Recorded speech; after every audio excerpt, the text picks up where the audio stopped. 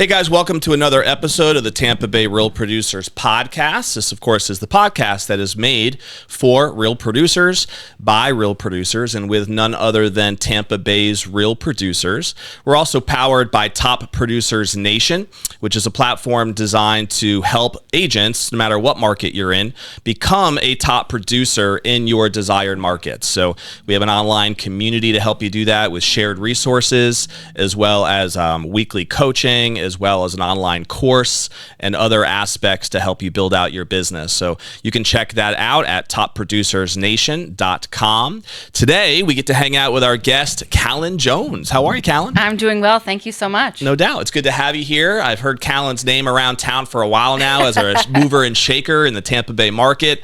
If she looks familiar, Callen was featured in our October 2024 issue as a rising star in Tampa Bay real estate. So you can check that out. I think Rob will probably even show you a little bit of that on the screen here in any minute. So Callen is the founder of the Jones Home Team. Jones Homes, home or homes? Home Team. And that's with Dalton Wade Inc. as the brokerage. So let's talk a little bit just about your background first for people who might not know your story.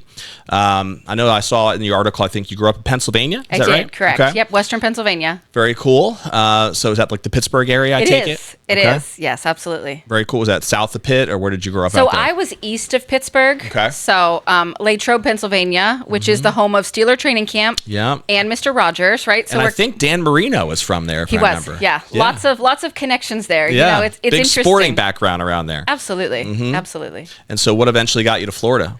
So my path is truly atypical. So I went to college and grad school in Pennsylvania, and then I have a master's in higher ed. So I was working at a small college in Ohio, and I did a nationwide search. So at that point, it was, I wanted more professionally, but it was also the chance in my mid-20s to say, where do I want to go? So at that point, I was a finalist for a job at Georgetown in DC, Miami, and then USF. And the job at USF was a new role. So it was a great opportunity to live by the beach, but also to build something. So that's 10 years ago. I moved here to work in the University of South Florida in the Office of Multicultural Affairs. Okay. And then from there, I worked at the University of Tampa also. And that was really at a point. I'm a UT grad. See, we Phil got it. Spartan. Love the connections. Two very different experiences, right? Working at USF and then UT, and seeing kind of the scope of who comes to this area, why are people coming to this area. And I knew that I wanted more, right? At that point, it was an opportunity of when you're in roles that you can only move up if it vacates. That's kind of tough. It's also hard too when you work really hard and you don't get anything more for that extra work. So at that point, I started having conversations and was actually recruited into real estate. I knew somebody who was on a local mega team. It was going really well.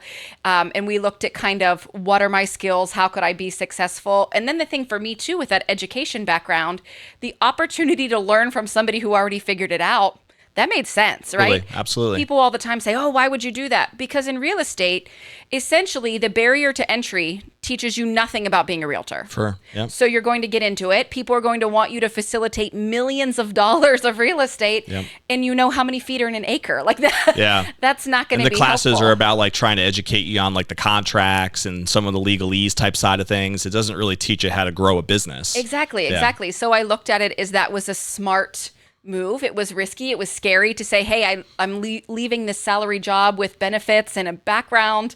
But that really got me where I am. And I think a lot of those community connections that I built in those roles are really part of who I still serve today, and how you build that and, do good work for good people based on who you are and how do we actually make this mean something to you versus just an asset on a P&L sheet. Totally. It makes a lot of sense. Did you have any interest in real estate prior to being recruited? Was it something you thought you'd get into one day, or was that kind of a total new industry for you? It was new, but I'm a very proud kind of middle millennial. So a lot of that HGTV explosion happened where we were seeing house hunters. You were watching the flipping shows and be like, this is interesting. Well, and it really showed you, because I always pay attention to the human aspect of it. So like, what are they not showing us? Like, I love when people are shocked that house hunters is staged. Like, right. You just think think every time it is reality TV for a reason. Well, and every time people see 3 houses and magically it works out, like, how could that happen? Right. But it was that piece of what would that look like? Admittedly, I was hesitant because I didn't want to give up some of the control. It was nice having a job where your schedule is very controlled. Yeah. I taught classes at this time. I met with students at that time, which has been the biggest shift into real estate. But I always saw it as an opportunity for, I knew I could succeed in that. And then what would that look like? Because truly, real estate is one of the few industries that whatever you put in has the opportunity to grow. Yep. But it's not going to grow if you don't continue to build it. Totally. It makes a lot of sense. Was it a shock for you to transition from this W-2, experience, right? Your background in getting paid salary, that's a big transition to go from that to actually being able to, build a business, have no guarantee of what your income is, know that in order to, you have to eat what you kill, so to speak. Absolutely. In that world. So what was that first year like for you in making that change? It was tough. And I think the biggest piece for me is the lack of understanding that real estate, especially at the beginning, has nothing to do with houses. It has to do with lead generation and really getting people to believe that you are the person that they should work with. Totally. Especially in a market like ours. We have so many agents that it's not just a conversation of, can you open the door? It's a conversation of, how do I learn as much as I can and then really maximize that benefit? And when you're meeting with folks, help them understand that you are a calm, knowledgeable guide. But when you don't know anything, that's tough. So that first year was a lot of dissonance, a lot of, there is no money. The one thing that I'll say in real estate too, especially for people just getting into it, you're going to do a lot of work for no money. Yeah. And that's something that coming you from W2. You got to understand the vision, what you're building. Yeah. Mm-hmm. When you come from W2 and you go to work and then you get paid, and you go to work and then you get paid, that isn't a field like this. Right. So you have to figure out, how am I going to support that? And then what am I going to do to make sure that my needs are met? Because if they're not, and I think that that's where a lot of agents have to leave the field. We know that those numbers are huge in the first few years because the real life piece of it, if you can't pay your bills, totally, where are you going to go? No. So were you diving right in full time right away? It wasn't like you had like a part-time bridge or anything like that, right? No, I've been full-time the whole time. I've never had any other kind of entity. So it was one of those where when people say like, how do you make it work? Especially when our market has shifted. Yeah. How do you make it work? My honest answer is, it was never an option not to. Yeah. Right? At that point, I was 1 year into real estate, had a 1-year-old, then had another baby. So my youngest was born 1 month before the shutdown. Wow. So you want to talk about like how life changed. What year was that you got licensed? So I got licensed in 2017. I started. Okay. So there were a few years before things got a little bit wild, but admittedly, like, it's been a process all along of what do you do, how do you build it? And then the bigger thing is that external shifts affect so much. But if it is what you're doing, you have to ride that wave and you have to shift, you have to adapt, because there's nothing that you're going to do that guarantees what other people will do. Yeah, your willingness to be committed to it, I think, is really, I've seen that as a common pattern with a lot of the top producers that I've had a pleasure of interviewing. A lot of people I've seen who are licensed agents who are not yet in that top level, they try to tiptoe into the business sometimes, and maybe it is a part-time thing at first for them, and that's okay. I mean, some people have to do it that way, but I've seen if somebody really wants to make a splash and really see that growth quickly, it's that commitment that is usually scary at first, but that's what it takes to be able to really get over the hump of those initial challenges and that awkwardness of the first year. Absolutely, and it's diligence. Your pattern seems to follow that mold. I appreciate that. It's diligence, and for me, it's also a conversation around, even if you're not giving full-time hours, are you giving full-time effort? Are you following up? Are you facilitating these conversations?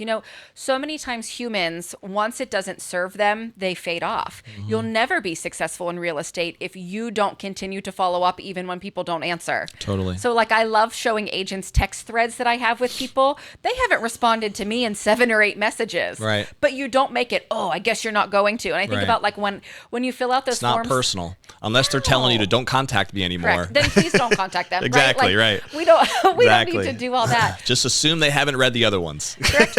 Or that life is lifing. Yeah, totally. Right? The reality is people are busy, and you might be texting them when their kid just got sick on the floor, or maybe their dog just got out of the yard. So it isn't something where they have to be available on your time, but if you let them know that you will be available, that's how you do it. What are some of your favorite ways, or what's worked best for you? You mentioned lead generation earlier. What are some of the ways that you have built that lead flow and built your business now over time? What's worked best? Absolutely. I love true personal connections, right? I'm fun, I'm funny, I want to connect with people. It's not a place of like, here's how serious I am. So do a lot of community events. You know, my team and I, we participate in events, we sponsor events. It's one of those where even down to like, what new promo items can we have? Like, how do you make it so people are excited to see you, but also retain those items? I have a junk guy who like goes around and clears out junk, and he'll say like, oh, I was in another house and saw your stuff. But that tells you That's something, important, yeah. right? And it's top of mind. It's how do you make sure that people think of you when they need to think of you? I do a lot of really fun mailers. So for me, it's not a postcard or a piece of paper in a colored envelope, which are some of the trainings that we get. It's really about how do you send people fun things. So little stuff that can be mailed, like drink packets and temporary tattoos and balloons that aren't blown up, you know, things that just make it interactive. Because I think so often too, when you're giving people a way to interact with you versus just that, well, in my case, that dreaded thumbs up. I hate when that's the text response. Put a little thought into it, people. Well, and I read it as you're like, versus like, oh yeah, heard. I'm like, no, just give me 3 words, not just a thumbs up. But those are the pieces of meeting people where they are and being in it, right? So if somebody tells you, hey, I'm not available because I have blank going on. Okay. For example, I was supposed to have a buyer consult. Everything was set up. It was a direct referral from another agent. His perception of what was going to happen is not what happened. Okay. Well, rather than being annoyed by that, I asked her, like, can you tell me more about what's going on? And then she said, I just moved and I'm getting married. Okay, awesome. So 3 days after your wedding, I followed up, but not about real estate, right? Followed up about these huge life changes and how I'm so excited to really connect. 2 weeks later, we're on the phone. She's getting pre-approved today, right? Those are the pieces where I think so often people don't realize that real estate is not immediate. There are people who need it today, but most people are just trying to build their team for 3, 6, 9 months down the road. And that's the essential piece. If you don't have a pipeline and you don't have people who are going to come back to you, it's going to be hard to get paid. That's cute. And how much of that is just you kind of intentionally and even manually driving that and your relationships versus utilizing technology and automation to try to help along with that? Admittedly, I do a lot of it hands-on for connections that I've made because I want to make sure, as somebody who really is in my community and serves my community, I want to make sure that I maintain some of those touch pieces.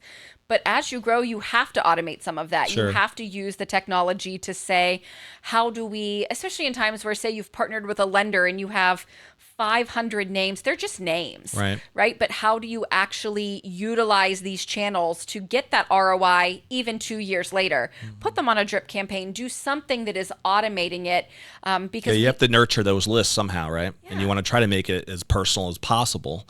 And there, nowadays, because of AI, I guess, you can really train AI to be very personal and almost replicate you. And that's the power of technology if you're utilizing it correctly, I think. And it's okay not to have an aspiration to grow to a list of 10,000.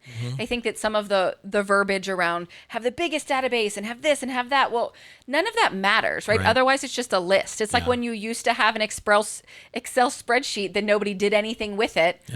Unless you're actually moving through that. And the thing for me too is I use really proactive pieces related to what's going on.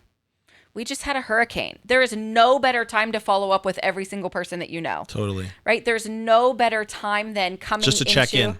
Absolutely. Yeah. But from a proactive standpoint, every year, do I remind people of when those sales tax holidays are? Yeah. Because they see you as somebody providing value and looking out for them, not just being there in these individual transactions, because that's such a small part of most people's life. Yeah, it's a great point, Callen. I think the idea of all communication, especially in a business sense, needs to come from a standpoint of how can I add value? Absolutely. To this individual, even if it's as simple as reminding them of something, because that's when they start positioning you as somebody who really cares about not just getting a sale, but cares about actually the relationship, right? And I think that's a big key. So there's a lot of different ways to do that, I guess, and utilizing technology could help with that a little bit. But I just, like you said, I think it starts with the mentality of really, am I consistently finding a way to add value? And if you're constantly thinking about that, then you're going to that's going to head you to the right direction, right? You're going to get there. Make a video of how to clean out your AC drip line. You know how many people move to Florida and have no concept of what that even means? Yeah, totally. Until it's July and they have no AC because it backed up from LG. Yeah. That was one of my most popular things because people were like, oh, I had no idea. Lemon juice, right? Well, and they don't... Vinegar, wet dry vac, right? All of those pieces. I love it. But nobody wants to admit that they don't know. Yeah. So when you offer help with no expectation of them having to admit that they didn't know, it just lands better. Totally. It makes a lot of sense.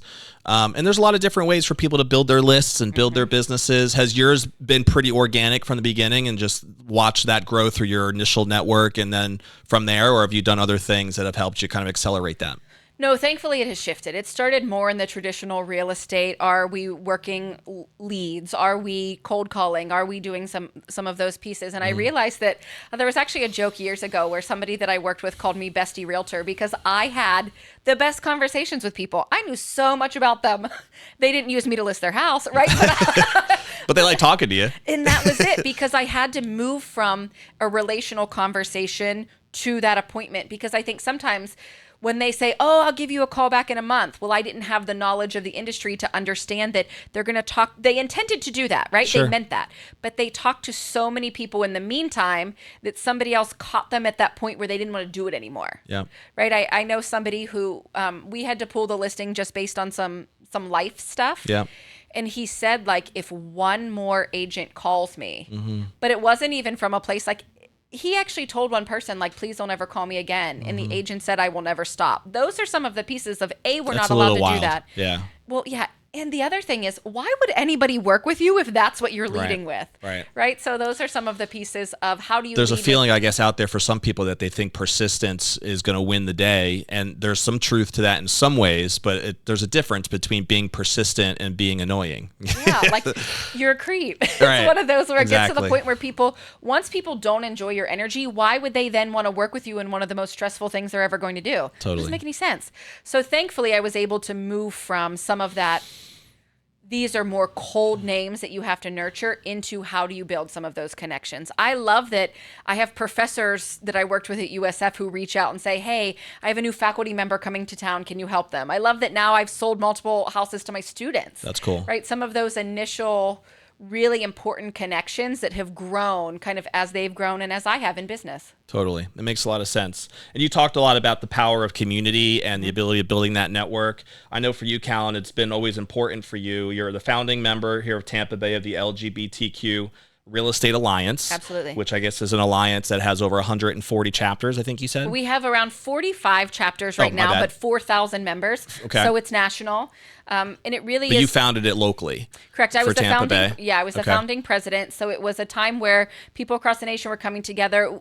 There was some work that was being done under a previous organization, but we came together and said, how do we do this correctly? I don't know that a lot of people know that the home ownership rates, that data is out there. So for example, when you look at the national home ownership rate, that's going to take into account the entire census data, right? But all of the identity-based orgs, so the LGBTQ home ownership rate is lower than the national, Black home ownership rate, Hispanic home ownership rate. Like there's a lot of data that when you get into what does this look like, and then what does the advocacy look like of why is this important? You know, I know within the code of ethics for realtors, 10.5 talks about how we have to really be inclusive of all people, how we really need to be people who actually take fair housing into a practical sense, but so many realtors aren't doing that. And I think that that's really where the advocacy comes in of not only that you should be doing it, but why? What does it mean when you say that, like for me, my tagline is inclusive real estate. What does it mean that people can come to me and share any detail about who they are? Because when people say that has no place in business, well, I'll give you that for something that's transactional. But residential real estate is not business. Sure. It's home. It's relational. Yeah. It's people's ability to find a place where they feel at home, or it's the strong emotion of having to sell something that has been home. So if they don't feel like they can share some of those details with you, you will never really get into a relational kind of business building that's based on personal trust and referral. It will always have to be kind of arm's length. It's great stuff. What is, for people who might not know, like what is the overall objective of the alliance, let's say, and what are some examples of things that you're generally doing whether it's the local community or even working with the other chapters in some of the other areas that you feel like is making a difference? What does that look like? Absolutely. So I'll give an example of just kind of what's happening on the national stage. So if you go to the LGBTQ Real Estate Alliance website, there's an RPAC tracker. So one big thing in real estate is that we look at where our money goes and what candidates does it support and what are they supporting. So the reality is that a lot of times RPAC money, which is money donated by realtors, goes to candidates that don't support marginalized communities. Well, if we're not supporting the ability for people to live in their communities, they're not going to become home buyers, right? So I know some of our leaders in Pennsylvania actually took that RPAC tracker and took some of that into the state legislature of what's going on and said, this is why we're asking for backing. This is why, I mean, a lot of people don't know that sexual orientation, gender identity, and gender expression are not included in many national protections. When we look at the assumption of everybody should be able to live, work, and be free, that isn't real, related to how all of that plays out. I always like when we do refreshers too on even just fair housing. Most realtors can't tell you what fair housing actually says. So if you don't even know what these federal laws say, how do you know that you're following them? Yeah. So within the Alliance, a lot of it is advocacy. There's direct connection. It really is serving our community. There's work that happens on a national stage. We have a national policy symposium in DC talking to national leadership every year, and really figuring out what are those needs and then partnering. Tampa is really unique. So Tampa is leading the way that our Association of Realtors, they have an actual organization and an MOU. So a memorandum of understanding within all of the orgs. So NAREB, NAREP, ARIA, Women's Council, the LGBTQ Real Estate Alliance, those are all orgs for specific identity groups within real estate. But Tampa has said, how do we bring you together? There is so much power when we do it together. How do we support one another? How do we bring that work to the forefront? We also, Tampa now has a diversity and outreach committee within our association. I'm on that committee kind of leading the way of what does this work look like? Because I think so often people don't know what they don't know. Sure. And you make decisions based on assumptions within your life experience. And your lived experience is vastly different than mine. And I think if we really seek to serve in an authentic real estate based way, sometimes we need some of those pieces. We need to understand, for example, NAREB, which is the organization serving Black realtors, that organization started here. It started because our association was not inclusive of Black real estate professionals. That's a lot of history that I think when you look at how that plays out, frames kind of where we are and what we're doing. So are the members of the Alliance in your chapter agents? Correct. Solely, or are No. there others as well? Anybody in real estate is welcome. So we have agents, we have lenders, we have title folks, but we also have those adjacent professionals. I mean, it's great because actually almost half of the organization are allies in some way. So it's something where it's not just for open the LGBTQ+. So anybody folks. who sees the importance of Absolutely. promoting the cause within the real estate community is actively involved or could be actively involved. Yeah. Correct. And that's actually true for all of those orgs. Like I love when you get into some of those conversations and you realize, for example, a lot of women's council chapters have men on the board, right? It's how do we uplift and how do we support? Because no group is ever going to move forward without true support from people outside of it. And I think that that's when you get into what are we doing, why are we doing it, and how do we do it better together? It's telling. So everybody is welcome to join. We did just have a national How many conference. members do you have now? Over 4,000. Is that local in the local chapter? That's national. Okay.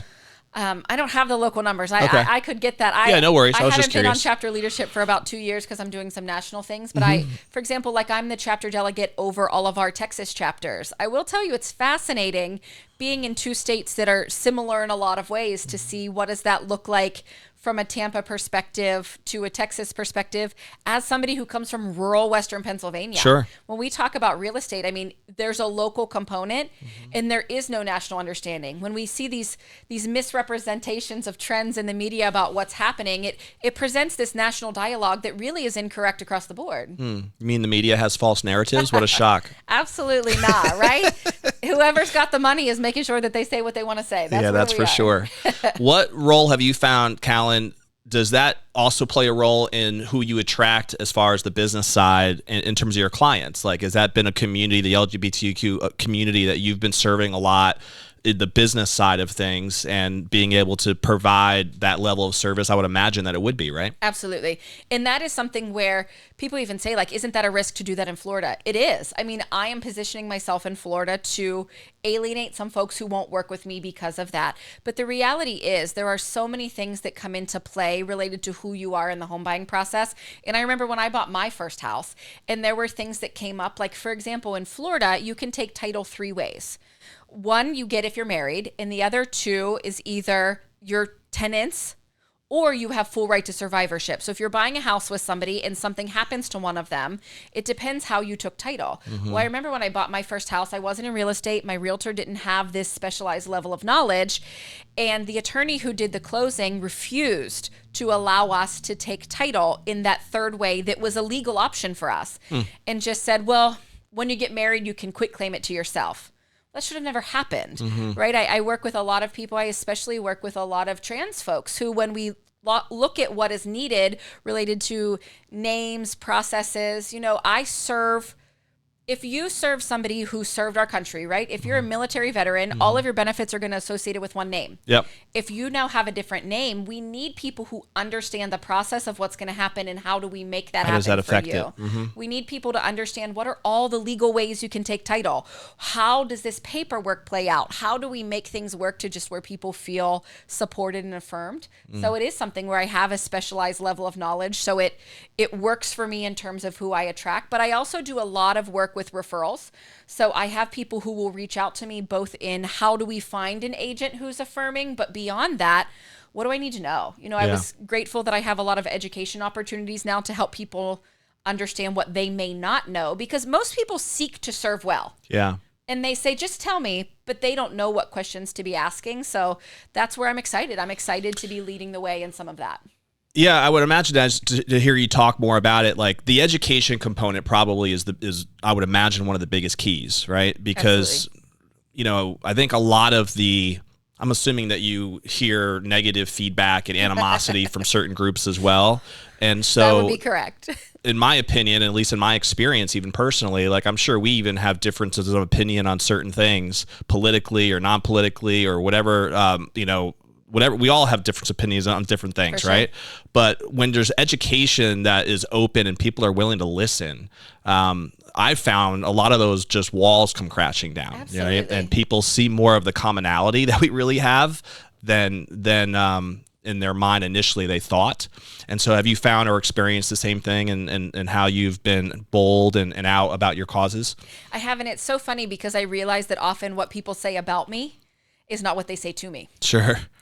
And I get that. But the reality is, I often tell people, rather than looking for why I'm wrong, you could consider why I'm right. And that I use... You like that? You like that? You got Rob making comments over there in the corner. But it's an invitation into a conversation. Totally. Because remember, I used to teach college students who are essentially just taller toddlers as they make decisions. So when something happens, or if you have an iPhone and you send something kind of tough and they start to text and the bubble comes up, but then they don't say anything, you've immediately decided there's a problem. Yeah. Right? And it's the same way when you were in 3rd grade and there was red on your paper. It didn't matter if it said, Dawn is the best student ever. When that paper got set down, you went, right. And there's this natural defense. There's this my dad and I are quintessential opposite sides of the spectrum. And his favorite phrase is, well, in my experience. And I try to help him understand that, like, Dad, this isn't within your experience. Sure. I'm a queer, non-binary person who's a parent of 2 little kids living in Florida as a business owner, literally living a life that you never considered. Sure. And in order for you to hear my story, you have to stop telling yours. Mm-hmm. And that's the piece where the education comes in of how do we talk about this from a place that's okay? It's okay that people don't know. It's okay to frame it within story. It's okay to say, let me tell you what this might look like. Let me guide you. Last week I mentioned that the LGBTQ Real Estate Alliance, we had our national conference, and I was honored to be on the main stage talking about this. Mm-hmm. And it was funny because I could tell some people were like, where is this going to go? And a word I hear so often is rebel, of like, oh, you're pushing it. But the response to what I said, because I spoke like this, mm-hmm. right? I invite people into a conversation. Let's think about your experience. Let's think about even basic questions like, were you raised always having enough? A lot of people can't say yes to that. Have you ever been in a scenario where exactly who you are is not supported by the people who said they would love you most?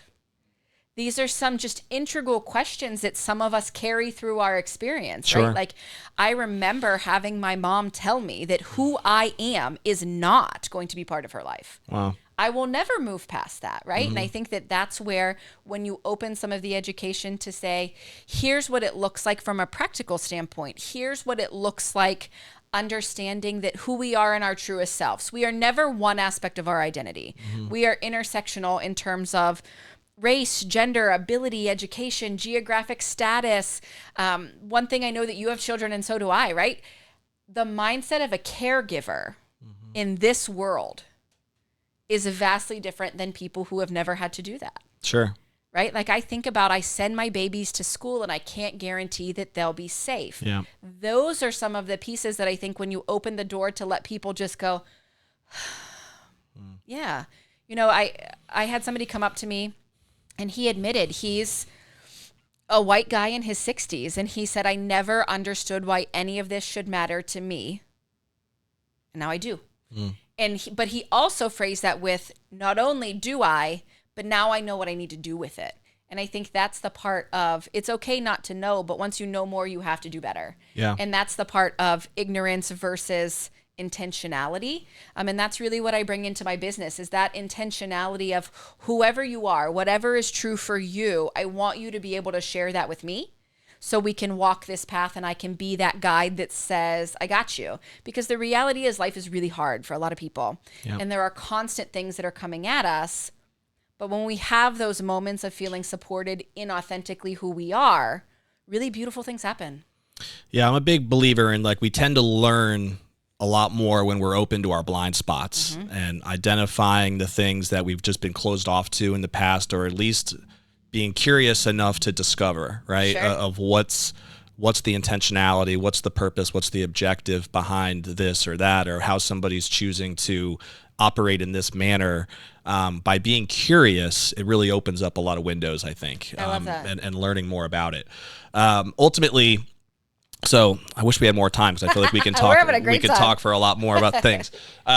Couple minutes we have left, so I want to give a couple thoughts just for people who don't know you on the personal side yet, to give a little bit of that.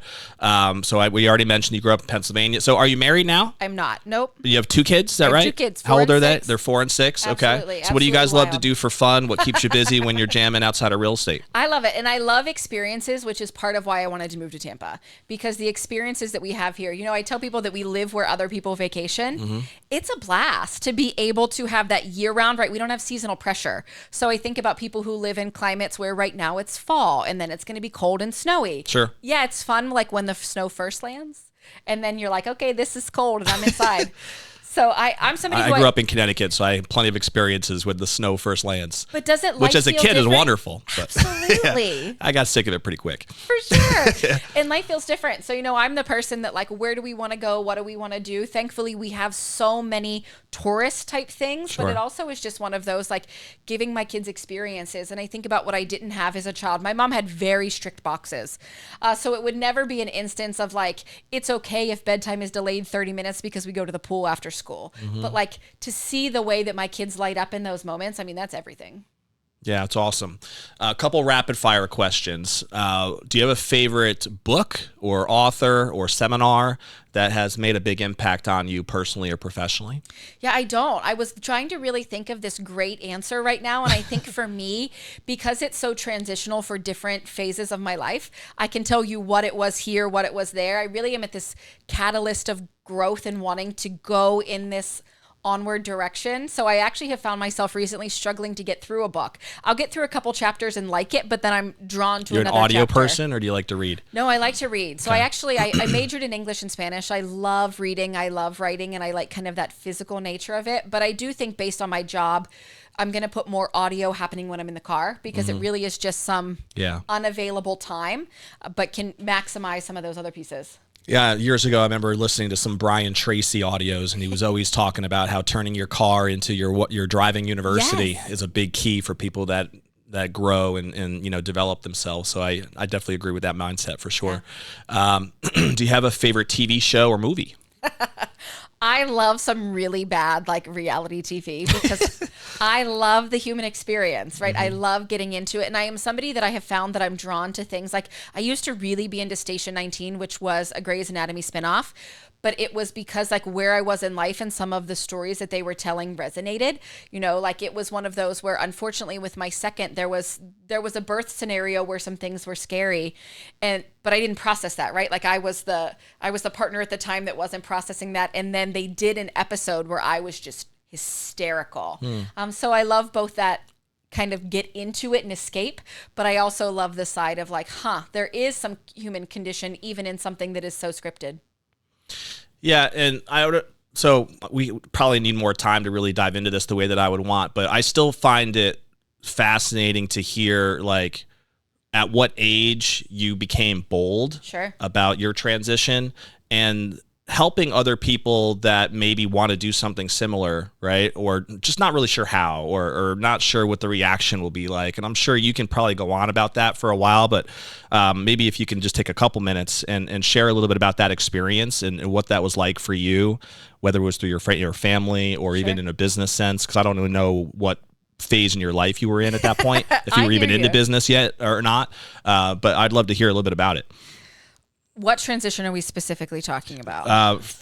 Caitlin to Callen. Got it. Absolutely. Yeah. So for me, that was really tough. So I grew up without a lot of words. I'm a words-based person, but rural Western Pennsylvania, I didn't have access to some of this language. And when I say middle millennial, it was that shift in identity of like, we grew up with no smartphones and then all of a sudden here was the internet. So for me, I knew that things were a challenge. I knew that I was at a place of, I didn't know what I didn't know. I was in college when I met my first trans person, but it was still very like, I was comfortable in that I was gay and that I was figuring out some of those pieces. So was that part early in your process where you were communicating that to people? No.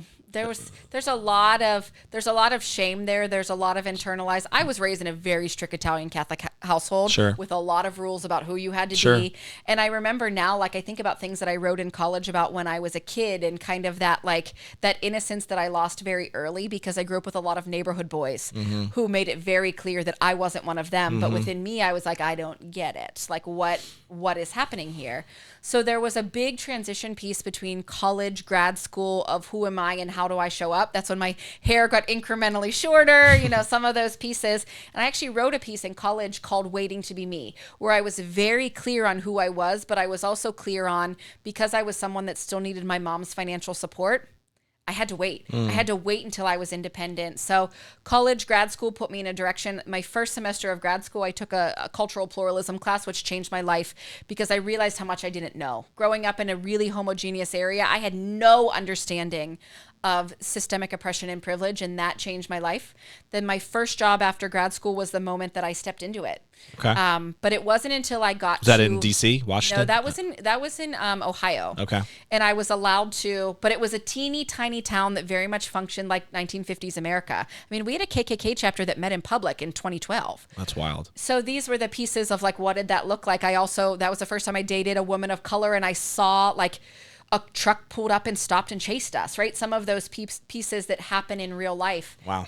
And then when I moved to Florida, I had LGBT in my job title, right? That was an empowerment piece. But I'll tell you that I started introducing myself with names and pronouns that I wanted people to use and how I wanted that to go. And even though I had LGBT in my job title, it only took a month before somebody said to my supervisor, like, we get it. Kind of, can you do less? So it was this ebb and flow of having all of those rules. And then it's always been, who am I and what does that look like? I'm in real estate where Florida requires that your legal name is on your license. And I'm constantly in this uncomfortable duality, but it really has only been the last few years that I've stepped into like, I deserve a chance to show up as me, but I'm in my mid 30s still working it out, right? How do I? Do you think a lot of that, Callen, is just about like, as you get older, you just start to maybe identify more as, I don't really care what people think anymore. There's that element of maturity and courage that comes out as you get older naturally and I'm speaking not just about your experience. I'm trying to help maybe even the audience understand people who are high school age or earlier than that, who maybe had similar feelings or do that from what you experienced, but still to this day don't know how to communicate that, right? They don't know who to go to about it. They don't really feel even confident maybe talking about it, or maybe they're questioning whether it's even true, right? In their own mind. So I think that we can, like I said earlier, learn a lot from our experiences, and you have an interesting perspective because you've lived it, right? And gone through that. So that's why I'm asking. Yeah, and to me, it's all about support, because I think that people can know things to be true for themselves, but I think about like people who are in my life now, and I look at like, I know a trans teen who has incredibly supportive parents who affirmed him from the first day and said, we'll do anything that we can to support you on this journey. That's a life-changing experience that most people don't get to have, right? So for me, it was, even though along the way I always knew all of those pieces, I didn't have the support that I needed. I also am somebody who am very role-focused. For example, for some of the pieces that I want to exist for me, you can't do those when you have little kids and you need to pick them up. Yeah. You can't do some of that, and I've always put the expectation of my roles ahead of it. But I will tell you, the thing that changed for me is my children, because they see me as me and they get me. They're my biggest ally, admittedly. So my 6-year-old, we have had conversations when she's 4, 5, and 6 about who she knows me to be. And she'll say, like, they call me Baba. She's like, Baba, you just have to tell them, right? And some of those pieces where I have create on my arm, because if I want them to live in a better world, I have to take an active role in creating that. And if I don't allow them to see me step into my powerful truth, how do I support them in living in theirs? Yeah, it's powerful. And like I said, I wish we had more time to dive into it. We'll have to have you back. Else. I want to ask you this question based on what I call the legacy question. And so I'd like to hear your opinion on when that day does come and we're sitting on those rocking chairs one day and you can look back on what you'd want to be most remembered for, what would mean the most to you in terms of the legacy that you'd want to leave. What would that look like? I want my authentic experience and my words to have created change for other people. So I look at that's in real estate by building something that is really equity focused.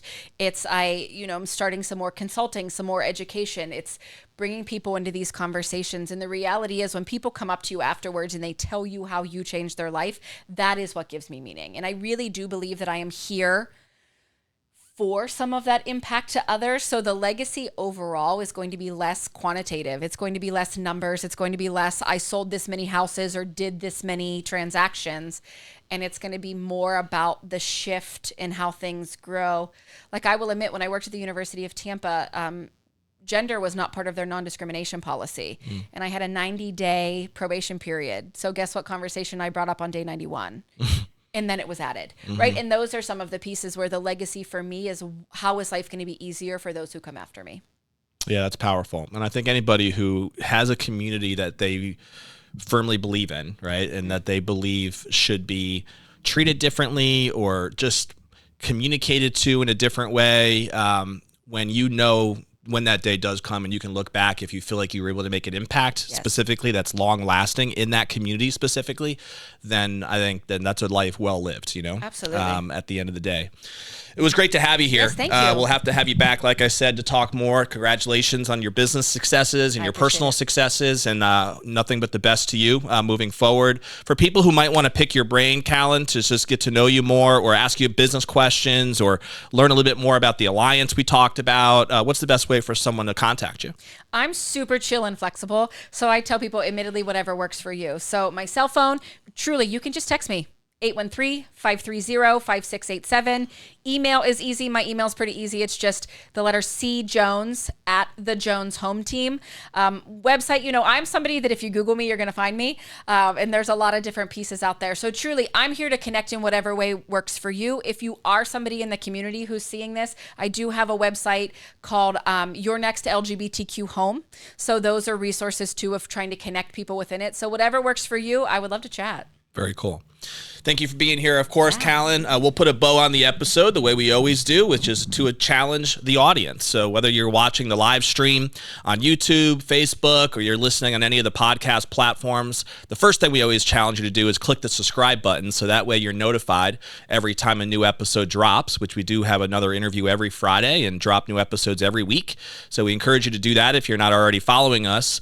But what is one action step that you can take from this conversation with Callen today that can help propel you forward in a personal or professional way to have a better future, right? So maybe it's just learning a little bit more about some of the alliance or the association, or maybe you want to serve a similar community that Callen is serving, and you might want to get support, from somebody like Callen and some of the work that he's been able to do.